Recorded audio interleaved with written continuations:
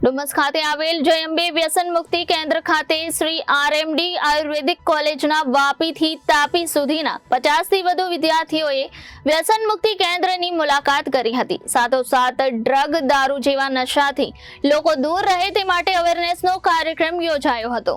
રાજ્યમાં ડ્રગ્સ દારૂનું ચલણ વધ્યું છે। માત્ર શહેરો જ નહીં પરંતુ ગામડા અને ગ્રામ્ય વિસ્તારો પણ ડ્રગ્સ દારૂની બદીના શિકાર બન્યા હોવાની વાત બહાર આવી છે। યુવાધનને ડ્રગ્સની આદત છોડાવવા માટે રાજ્યમાં અનેક વ્યસન મુક્તિ કેન્દ્ર કાર્યરત છે।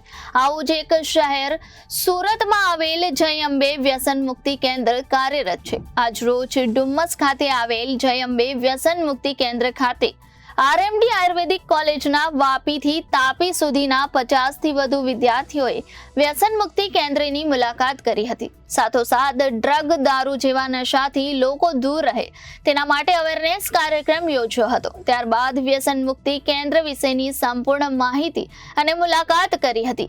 સાથોસાથ પેશન્ટનું કાઉન્સેલિંગ કઈ રીતે થાય તે પણ બતાવવામાં આવ્યું હતું, જેથી તેઓ અવેર થાય અને મિત્ર પરિવારને સમજાવી શકે।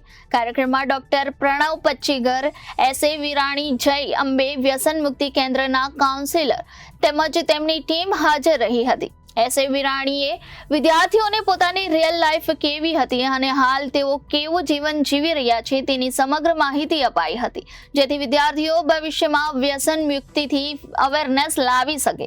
વધુ માહિતી આપતા તેઓએ જણાવ્યું હતું કે કમ્યુનિટીમાં જઈ આ ડ્રગ્સ કઈ રીતે નુકસાન કરી શકે છે તે અંગેની અમે જાણકારી પણ આપીએ છીએ અને તેમને આ વ્યસનમાંથી બહાર કાઢવાનું કામ પણ અમારું છે। અમે તેમને ફેમિલી બેકગ્રાઉન્ડ અંગે માહિતી મેળવીએ છીએ અને તપાસ કરીએ છીએ કે કેવી રીતે તેઓ આ વ્યસનમાં ધકેલાયા છે અને અમે તેમને ડોક્ટરની ટ્રીટમેન્ટ અપાવીએ છીએ।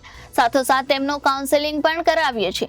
પરિવાર જેટલો સહકાર આપે એટલા જલ્દી તેઓ સામાન્ય જીવન જીવી શકે છે। જ્યારથી નશામુક્ત ભારત અભિયાન શરૂ થયું છે ત્યારથી જે લોકોને આ અંગે જાણકારી મળી છે કે તેઓ ડ્રગ્સની લતથી દૂર થઈ શક્યા હોય છે, અમે યુવાધનને વિશ્વાસ આપીએ છીએ કે એમાંથી એ ચોક્કસપણે બહાર આવી શકે છે। ફક્ત તેઓને સમજૂતી અને સલાહની જરૂર હોય છે અને આમાંથી બહાર આવી શકાય છે। Reporter Arvind Rathod, Janadesh news, Surat.